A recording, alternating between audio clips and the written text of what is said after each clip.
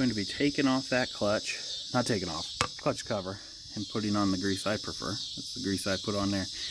Doesn't melt at low temperatures, or thick at high, low temperatures, melt at low temperatures, high temperatures, whatever. But first, I'm using just a standard bit like that. You can get a square bit to break these loose the very first time, because they are painted over. So not just are they stuck in there because they were in there the very first time, the paint is kind of like keeping them in there a little bit. There is a gasket that goes around this whole housing. You can see just a little bit hanging off right there from the first time I tore it apart and greased it. If you're having a high whining sound, this is normally it. The whining is because it's gear on gear. It wants just a little bit of grease.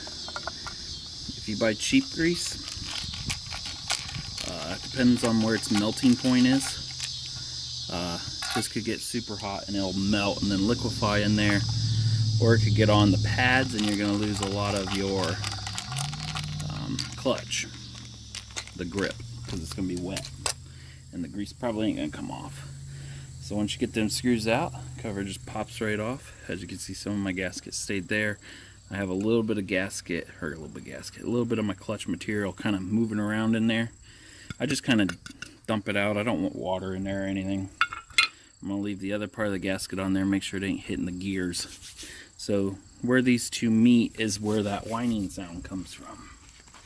I'm going to take a dab of grease. I'm just going to put it into the joint, about that much. That's how much I'm putting in there.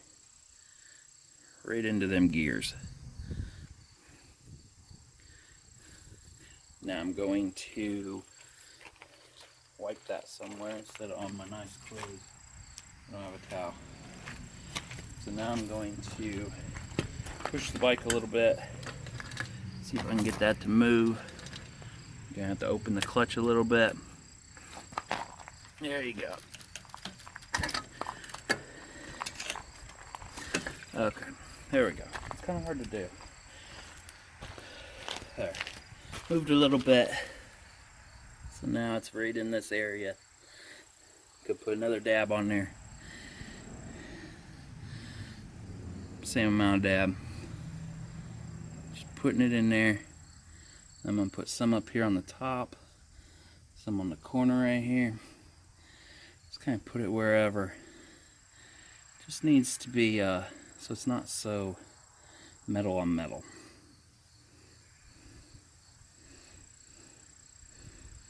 I can do a little bit more because this grease doesn't start melting or liquefying at that bad of a temperature. There we go. I put a little bit more on this. Now, as dry as this was, I probably have 4 tanks of gas through it, and that's how it looks. Pretty dry.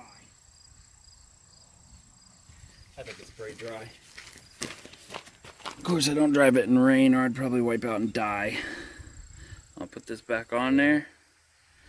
I think the original gasket's good enough for me. I'm sure you can buy it on the bike store or something. A new gasket. Or you could use Permatex.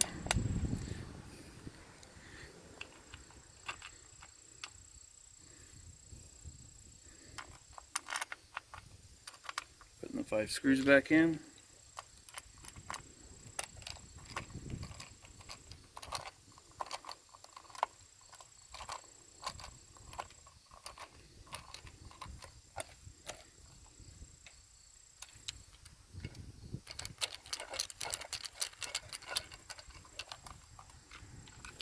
Just hand tight.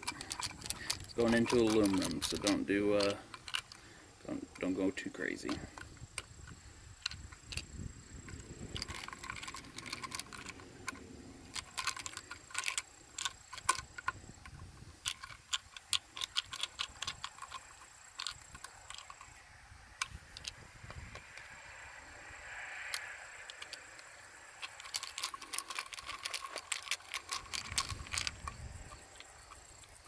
There you have it.